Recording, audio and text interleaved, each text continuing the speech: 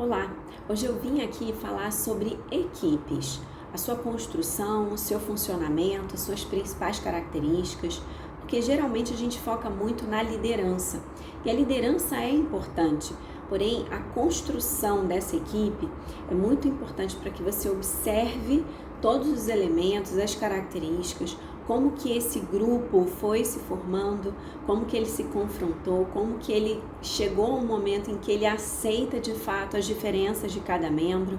E isso é primordial, principalmente não só para os gestores, mas para os membros dessas equipes, você enquanto profissional observar isso, e para profissionais de recursos humanos que fazem a gestão e o desenvolvimento de equipes de alta performance. Então, o primeiro ponto que é muito importante a gente esclarecer é que equipe é a evolução de grupo. Grupo é somente um conjunto de pessoas dentro de um ambiente.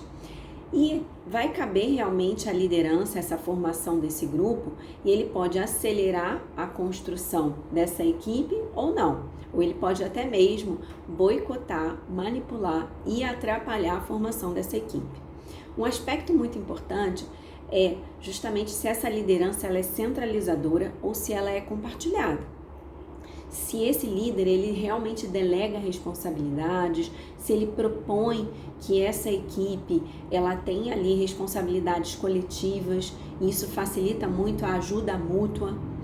É muito importante que também a gente entenda, a gente vai falar aqui sobre tipos de equipes, se é uma equipe de trabalho específica ou se é uma equipe realmente, que vai levar um tempo ali. Por isso que é muito importante a gente entender qual é a característica, se é uma equipe formal ou informal e qual que é o período de duração, se é uma equipe formada para um determinado período, com início, meio e fim, claro, ou se é uma equipe que a gente pressupõe que ela seja permanente. Então, para isso, é muito importante que a gente observe algumas características.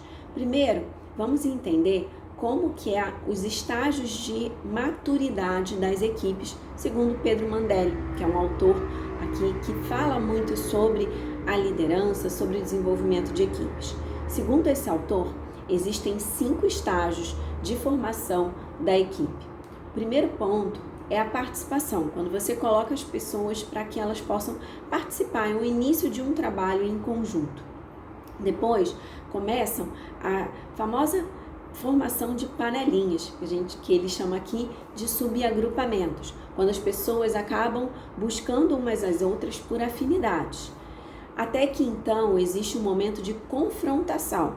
Esses subgrupos se confrontam e a partir dessa dificuldade, desse conflito que é gerado, o papel da liderança é primordial para justamente desamarrar esse nó.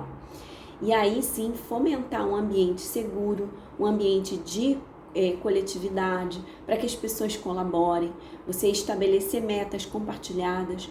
E aí sim você chega na etapa 4, que é de compartilhamento, onde esses membros se sentem menos preocupados, muito mais confiantes, eles acabam tendo mais iniciativa de buscarem uns aos outros, para que realmente eles atinjam o estágio 5, que é o estágio de diferenciação, que é quando essa equipe de fato acaba rompendo esses subgrupos, acabam criando uma sensação de comunidade, de colaboração.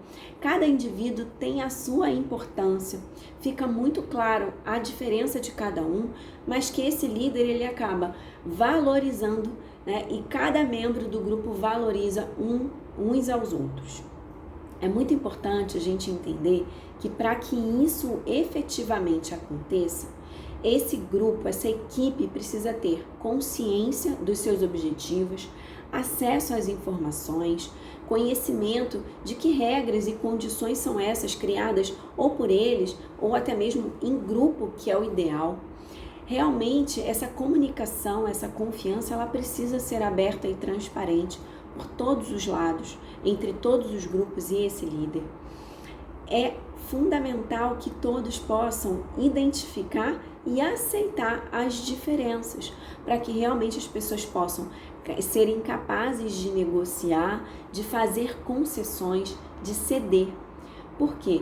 porque o que vai prevalecer é a vontade de entregar os resultados, de aprender, de compartilhar. A energia desse grupo, ela precisa estar embebida de entusiasmo. É muito importante que tenha essas regras bem claras para que o grupo tenha um comportamento ético e principalmente prevaleça mais a cooperação do que a competição. Então, existem alguns tipos de equipes também que eu vou citar aqui, que são as equipes funcionais, que são estabelecidas para determinada atividade. Existem as equipes por trabalho, que geralmente quando a gente pensa, inclusive num processo produtivo, que é por tarefa, por função.